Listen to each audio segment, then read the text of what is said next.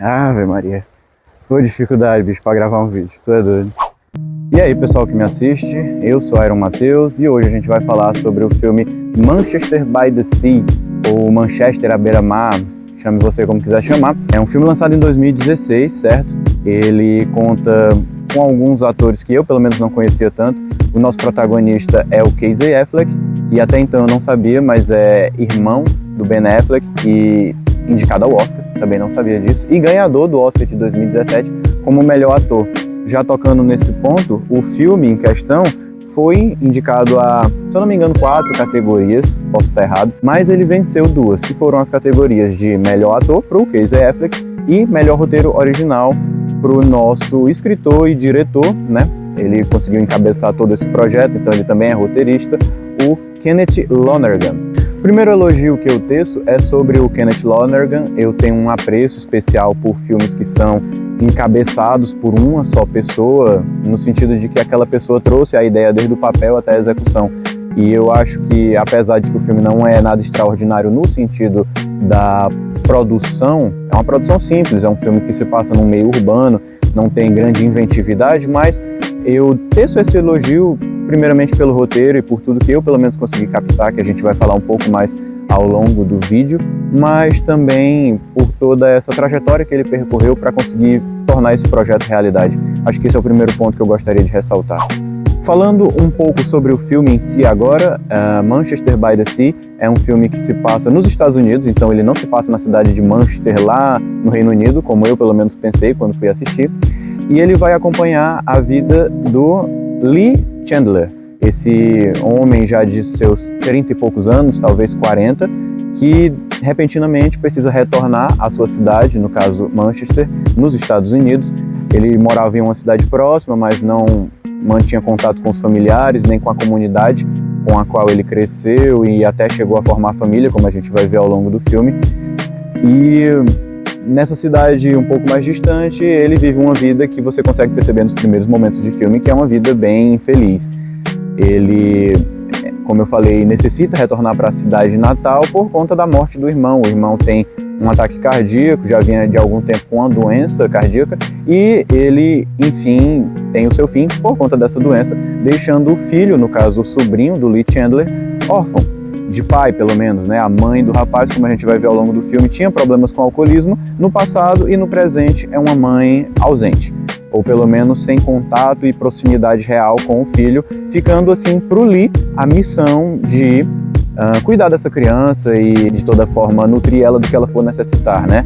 Eu falo criança porque o rapaz tem ali por volta dos seus 16 anos, mais ou menos, alguns diálogos no filme dão a entender isso, e o Lee vai precisar lidar tanto com a responsabilidade desse novo sobrinho, quase filho que ele tem agora, quanto também com as memórias que ele vai ter agora de lidar voltando para a cidade de Manchester, e quais memórias e quais processos ele vai ter que reviver. A gente descobre isso ao longo do filme. Falando do filme em si, enquanto produção, ele custou 9 milhões para o estúdio. Como eu disse, é um filme simples, de cotidiano urbano, sem grandes locações, sem grande design de produção, enfim, um filme que se passa na contemporaneidade. Então, custo barato, 9 milhões, e ele faturou quase 80 milhões ao redor do mundo. Então, assim, foi um ótimo negócio para o estúdio. Acaba sendo um investimento que com certeza valeu a pena. E no ponto financeiro, essas são as observações que eu tenho em relação ao filme. Em relação aos aspectos técnicos, como eu disse, o filme beira o comum. Então, não tem grandes coisas assim que eu vá querer destacar como pontos excepcionais do filme. É claro que, principalmente o roteiro, que ele inclusive foi indicado, como eu já falei, e venceu o prêmio da Academia do Oscar, se destaca, mas saindo desse lugar comum, deixando de chover no molhado, eu trago principalmente aqui pontos sobre a trilha sonora, que consegue, sim, desde o começo do filme, inclusive o filme já abre com a trilha sonora ambientando a gente, são alguns vocais, ou eu não sei se eu posso chamar aquilo de uma sutil ópera, mas enfim, são vocais bem melancólicos que conseguem deixar a gente no clima que aquele filme vai se passar, conseguem basicamente levar a gente para uma música que tocaria dentro da cabeça do Lee Chandler. Então a trilha sonora é elogiável e consegue deixar a gente assim realmente bem imerso naquela atmosfera da cidade onde a gente está finalmente retornando junto com o Lee. Fora isso, e tirando o roteiro para lado, por conta que eu vou elogiar ele um pouco mais à frente, ele vai ter uma grande parte aqui, a gente tem montagem também do filme, que eu particularmente gostei, por um simples ponto, que é de que você tem a sensação, e isso é muito bom em filmes que trazem um certo mistério, de estar realmente conhecendo uma pessoa. Eu explico melhor dizendo que quando você conhece uma pessoa, você tem um primeiro contato e naturalmente você cria uma primeira impressão. Só que às vezes alguém chega pra você e te fala sobre o passado dessa pessoa. E aí você fica, nossa, sério? Ela passou por isso? Ou então, meu Deus, ele fez isso? E aí você meio que constrói, e isso acontece com todo mundo, a imagem daquela pessoa sem uma certa linearidade. A gente não acompanha as pessoas desde sua infância, adolescência, fase adulta. Não, a gente às vezes conhece uma pessoa adulta e vai descobrindo coisas que aconteceram com ela na adolescência, na fase infantil, e assim a gente constrói a imagem daquela pessoa pra gente.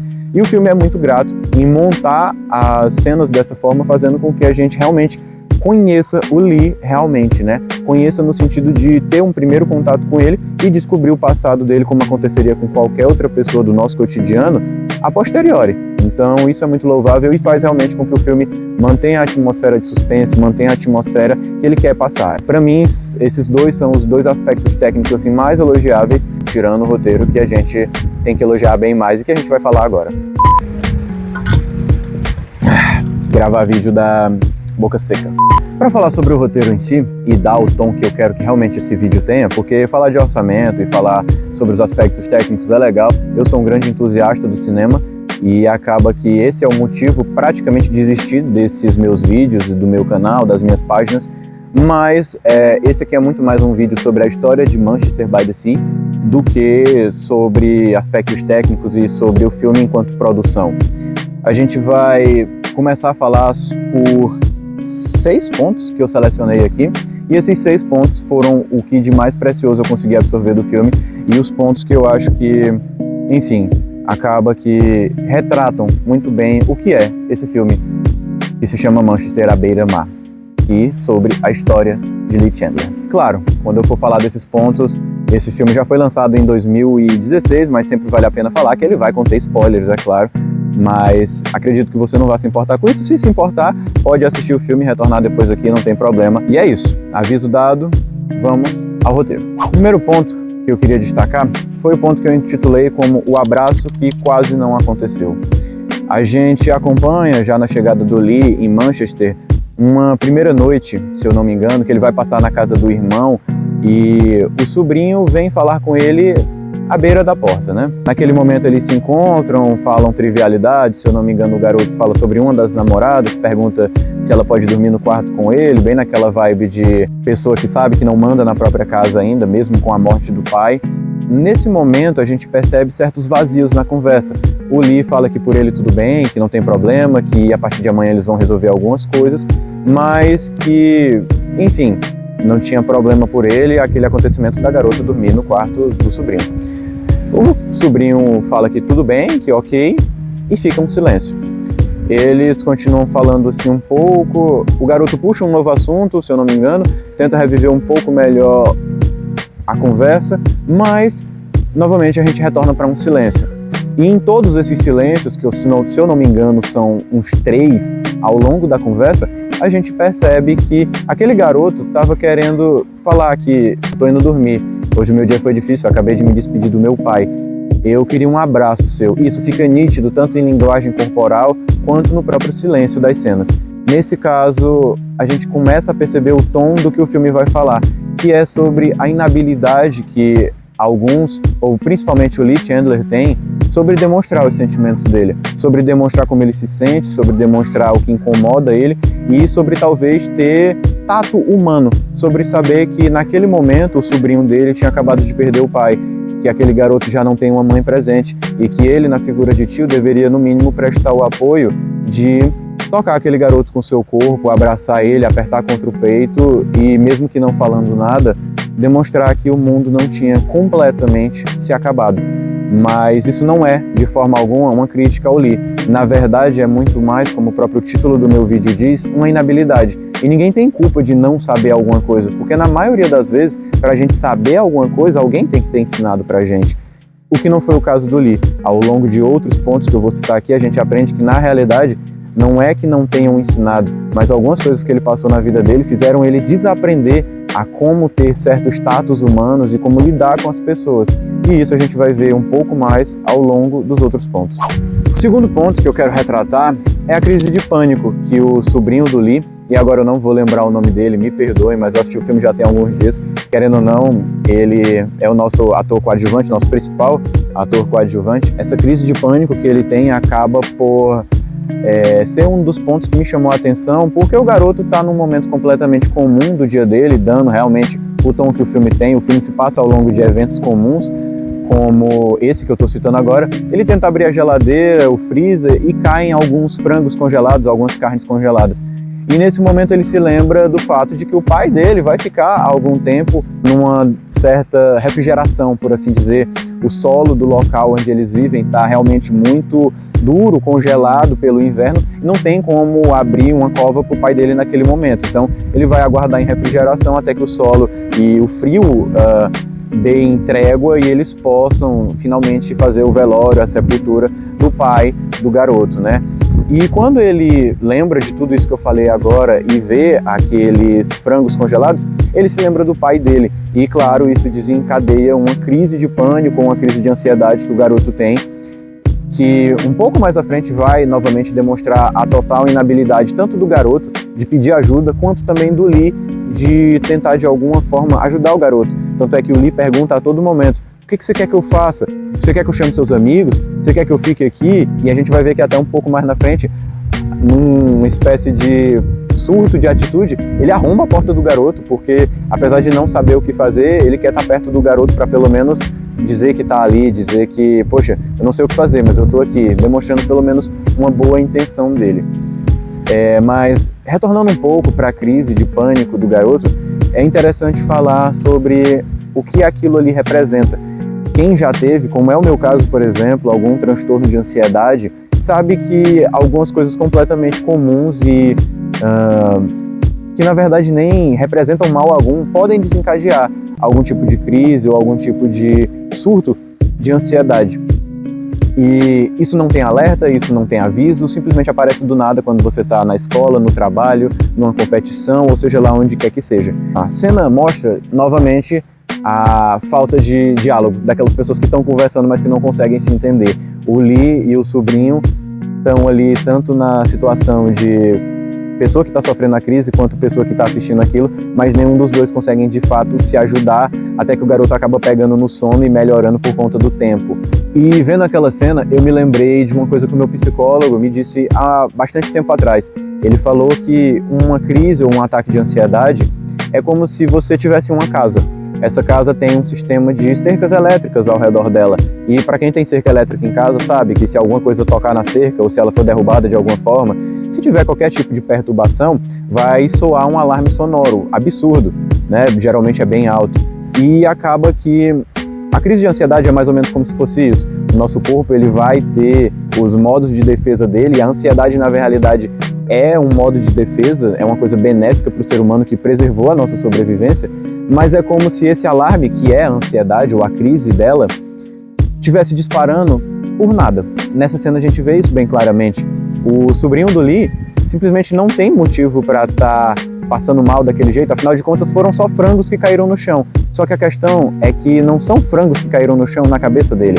O alarme é disparado na cabeça dele, não pelo que está acontecendo, mas pelo que o cérebro dele entendeu que pode acontecer. No caso, relacionado ao pai dele, às experiências que ele está vivendo naquele momento. Então, esse é de certa forma, um ponto que me chamou a atenção no filme, mas também um conselho.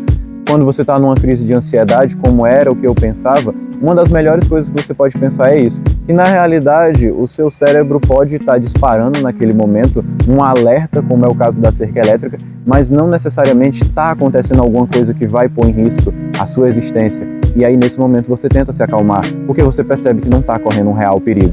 Como o sobrinho do Lee e o próprio Lee têm um preparo psicológico praticamente zero, assim como eu também tinha antes de realizar minhas sessões de terapia, você não consegue perceber isso e você sente que aquela sensação de morte é de fato a morte, o que acaba por deixar você numa situação de completo desespero. Vamos ao terceiro ponto, que é entendendo por que Lee Chandler é Lee Chandler. Nesse caso, a gente já está um pouco mais avançado no filme E a gente chega no momento que é revelado que o Lee estava em uma festividade com os amigos, regada a muitos tipos de droga, e acaba que ele, ainda querendo consumir mais algumas cervejas, já tendo despedido os amigos, vai a um comércio próximo, vai caminhando, não querendo ir de carro, porque inclusive já estava bêbado, e acaba que ele vai e retorna à casa e vê que a casa está pegando fogo. Ele acabou não fechando a grade da lareira e alguma brasa, alguma coisa se espalhou e gerou um incêndio enorme. A mulher dele conseguiu escapar, afinal de contas ela não dormia no mesmo quarto das 3 crianças, mas a gente entende que todo aquele funcionário mal-humorado, aquela pessoa problemática, aquele homem ranzinza que o Lee Chandler é em todo o filme, no primeiro ato e, para falar a realidade, quase todo o filme, é fruto daquela experiência que ele viveu. A gente entende que realmente se uma pessoa não tenta superar ou não consegue ou não encontra meios, como é o caso dele, não tem como você ser de outra forma, passando por um divórcio e pela perda de 3 filhos tão jovens.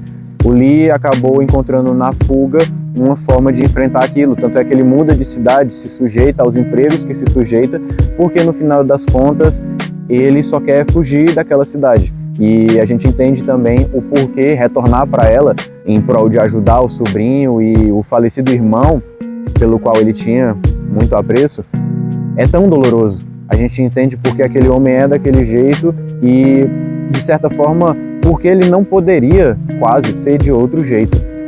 Pelo menos dadas as iniciativas que ele tomou para tentar superar aquilo e para tentar, enfim, passar por cima e deixar para trás tanta tragédia que aconteceu na vida dele.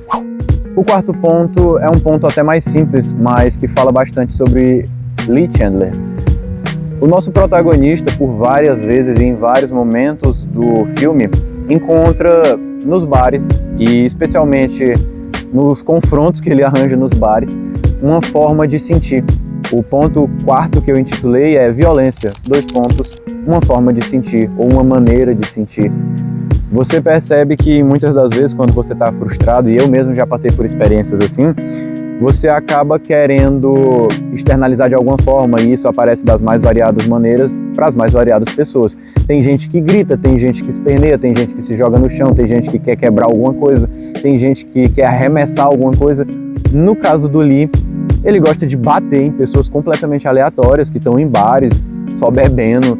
E, enfim, ele encontra nessa violência, ele encontra ao longo do filme em vários momentos, em bares que ele já bebeu, seja porque alguém olhou demais para ele, ou seja porque alguém tocou no ombro dele enquanto estava passando, uma forma de externalizar tudo que ele sente. Eu quis colocar esse quarto ponto depois do terceiro, porque quando a gente entende por que o Lee é da forma que ele é, a gente entende que com tudo aquilo que ele tem dentro dele, ele tem que colocar para fora de alguma forma. E isso explica, não só no filme, mas também na vida, por que a gente encontra pessoas tão descontroladas e tão sedentas por infligir algum tipo de dor, ou sofrimento ou impacto na vida ou em qualquer tipo de estrutura que elas encontrem pelo caminho. É porque elas realmente, assim como o Lee, têm uma dor gigantesca, que na inabilidade de tentar tratar aquilo da forma correta, acabam recorrendo a outras formas. E no caso do Lee, como eu falei, é arrebentando na cara de quem quer que ele encontre pela frente, para tentar externalizar, para tentar colocar para fora pelo menos um pouco de toda aquela dor que ele sente. O meu quinto e penúltimo ponto é eu não sinto nada, ou There's Nothing There. Eu infelizmente não consegui assistir o filme na linguagem original, mas assisti na versão dublada.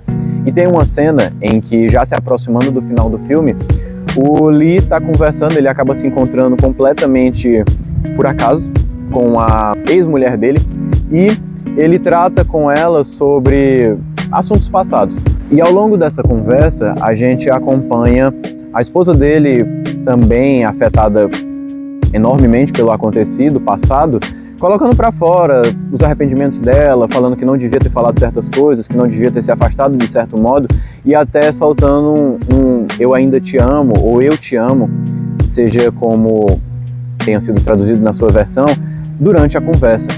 E ao longo dessa conversa, o Lee solta essa frase, que dá título a esse subcapítulo desse vídeo, que é, na versão dublada, eu não sinto nada, ou na versão original, There's Nothing There. Dizendo isso, inclusive, logo após ela dizer que ama ele, ou que ainda ama ele. é muito importante a gente ressaltar que, na realidade, não é que ele não sinta nada por ela. Talvez não sinta e talvez ainda tenha alguma coisa remanescente que associe a dor, então ele prefere se afastar. Mas de toda forma, quando o personagem do Lee, e isso é uma interpretação completamente minha, tá? Diz que não sente nada, que não consegue sentir nada, não é somente relacionado a ela, a ex-mulher dele, que se eu não me engano é Williams o nome dela, perdoe se eu estiver errado, mas é muito mais em relação ao geral. A gente percebe que no começo do filme o Lee é um funcionário desacatado e que trabalha com serviços às vezes até degradantes, como limpar a privada entupida de outras pessoas, mas ele não expressa reação. E quando ele desacata uma cliente lá dos condomínios que ele trabalha e o superior dele chama ele também não demonstra medo ou impacto pela possível demissão que pode vir. Quando a gente segue um pouco mais à frente e ele fica sabendo da morte do irmão, ele também não demonstra tanta emoção quanto uma pessoa poderia demonstrar com choro e todo tipo de coisa relacionada ao luto num primeiro momento. E isso se repete em vários outros momentos, seja quando ele vai falar com a mãe da namorada do sobrinho dele e ele não consegue estabelecer uma conversa minimamente humana com uma pessoa, ou em qualquer outro momento que você queira selecionar. A verdade é que o Lee está falando que ele não consegue mais sentir nada. E essa, na verdade, é uma das maiores representações e manifestações da depressão que o Lee vive. Acabou que ele passou por um processo muito traumático, por um processo muito marcante na vida dele, que acaba fazendo com que ele seja essa pessoa que está viva, mas não está vivendo. Que se encontre nesse limbo entre estar aqui presente, mas na realidade não está presente na vida de ninguém. E pelo menos nessa frase, eu poucas vezes reconheci tanto um personagem protagonista falar da própria boca algo que represente tão bem o próprio filme. Porque, novamente, o Lee não está falando que naquele momento ele não sente nada por ela, ou que ele não sente nada em relação à tragédia que aconteceu com os filhos deles. Não, ele está falando que na realidade, no geral, ele não sente nada. E esse é o maior problema dele. Ele não consegue sentir nada. E isso não deixa de ser um grito de socorro. Talvez o único que o Lee dê ao longo de todo o filme. E para finalizar, nós temos um ponto sexto que para mim na realidade seria quase insignificante, para a maioria das pessoas eu acredito que possa ter sido, mas eu fiquei muito feliz quando eu consegui finalmente captar alguma coisa naquele ponto, na primeira vez que eu assisti o filme, e que eu trago para vocês agora. Já quando a gente está encerrando o filme, nós temos uma pessoa que o Lee já está atendendo, já se restabelecendo enquanto profissional, numa cidade próxima, e é tendo em vista essa cena que acontece que eu intitulei esse subcapítulo do pai do amigo do pai de Lee Chandler.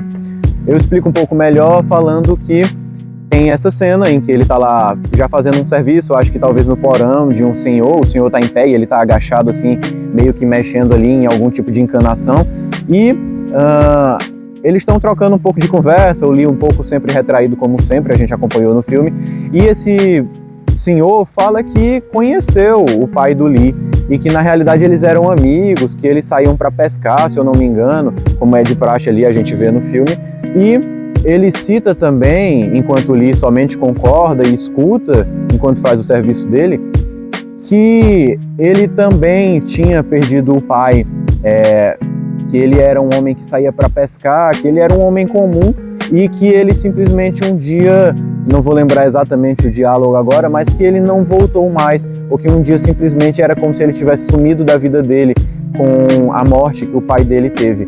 E na realidade eu pego esse diálogo, eu trouxe esse diálogo muito mais para falar sobre o fechamento desse vídeo e sobre o tema geral que eu quero tratar, que é sobre saúde mental e sobretudo saúde mental masculina, tendo em vista que eu já passei por questões que envolviam o declínio da minha saúde mental, estou imerso nesse meio masculino, e trazendo essa cena eu consigo perceber que novamente é uma cena que tem um diálogo tão pequeno, mas que fala sobre uma questão maior. Esse senhor que fala que o pai dele simplesmente sumiu de um dia para o outro, ou simplesmente pela morte foi retirado do convívio, retrata também algumas questões presentes na vida de alguns homens e de pessoas em geral. Não é segredo que a maior taxa de suicídio, tanto regional como nacional, e se eu não me engano mundial, está entre homens. muito por essa questão de não tentar procurar ajuda, de achar que não precisa procurar ajuda e de algumas vezes nem ser encorajado a procurar ajuda. Afinal de contas, você é homem, né? Você devia saber lidar com tudo que acontece na sua vida. Caso contrário, isso é um claro sinal de fracasso enquanto indivíduo do gênero masculino. E quando eu vi essa cena, eu percebo que naquele diálogo que ele fala que o pai dele simplesmente sumiu, reflete a realidade de muitos indivíduos masculinos que em algum momento optaram pelo suicídio ou que em algum momento decidiram simplesmente sair da vida dos seus filhos e, seja como Lee, morrer em vida, ou como eu disse anteriormente, tomar uma decisão que realmente é desesperada, como é o caso do vídeo. A questão que eu quero retratar é que, na realidade, não acredito que seja, como o personagem falou, do nada, ou que de repente o pai dele sumiu. Na realidade, existem sinais. A gente às vezes consegue perceber, e às vezes até a própria pessoa consegue perceber, que de uns dias para cá ela acabou tendo menos ânimo para fazer as coisas que antes ela gostava de fazer, que de uns dias para cá ela tem dormido mais, que de uns dias para cá ela tem bebido mais, que de uns dias para cá ela não tem querido estar presente nos meios que antigamente ela sempre estava presente. E tudo isso daí são sinais que na maioria das vezes a gente percebe, e não só no meio masculino, tá bom? Quero deixar isso bem claro, mas que principalmente no meio masculino a gente percebe, mas que, como eu digo aqui nesse vídeo, por fruto de uma inabilidade da pessoa de saber sentir e de expressar o que está sentindo, e até nossa, de não saber perceber aquilo e tentar oferecer um abraço, como é o caso do primeiro ponto desse vídeo, ou até mesmo só ficar lá parado escutando, alguns indivíduos acabam recorrendo a medidas drásticas e que levam a fins muito mais tristes do que poderiam haver. E principalmente falando sobre fim, eu retrato a última cena do filme, que é a cena que o Lee tá só simplesmente pescando com o sobrinho, quase filho agora dele. Essa cena mostra aquilo que o filme quer passar. Os problemas do Lee não foram resolvidos, ele não reatou com a esposa, ele não teve de volta o casamento, ele não superou a perda dos filhos, inclusive ele passa a guarda do sobrinho para outra pessoa conhecida da família, mas o Lee está tentando. E ele está pescando agora com o sobrinho, e ele pensa até em alugar uma casa que tenha um quarto para o sobrinho poder visitar ele. Então, sobre processos depressivos, e eu posso falar um pouco disso porque eu já passei por isso, é muito caro ter essa noção de que, assim como no filme Manchester à beira-mar, não vai ter um dia que a depressão simplesmente vai sumir da tua vida, mas na realidade, em alguns dias, você tenta seguir em frente, você continua seguindo em frente, e assim como naquela última cena em que o Lee está pescando com o sobrinho dele, você consegue vislumbrar, em algum momento, centelhas, faíscas de esperança. E é assim que o filme termina, com uma centelha e uma faísca de esperança. A vida do Lee não está resolvida e a gente não tem ali um prognóstico de, olha, ele vai conseguir superar isso aqui. Assim como na vida, na nossa vida, a gente não tem essas certezas de que você vai conseguir sair dessa, você vai conseguir superar e nem quando. Mas a gente tem, naquela última cena, a esperança de que o Lee Chandler que a gente conheceu no começo do filme não é mais o mesmo Lee Chandler que a gente vê agora pescando com o sobrinho. É isso. É sobre isso que o filme trata no seu último instante, sobre esperança. E é isso, pessoal. Espero que vocês tenham gostado desse vídeo. Nossa, deu um trabalho gigantesco gravar isso daqui. Eu tô começando esse canal agora e eu espero que tenham gostado. Eu vou sempre estar tentando trazer alguma coisa sobre os filmes que eu assisto, sobre os livros que eu tenho contato, sobre as músicas que eu gosto e sobre a minha vida no geral. As ideias que passam na minha cabeça e, enfim, é isso. É isso que eu quero trazer para esse canal aqui. Espero que tenham gostado e obrigado por ter assistido o vídeo. Até a próxima.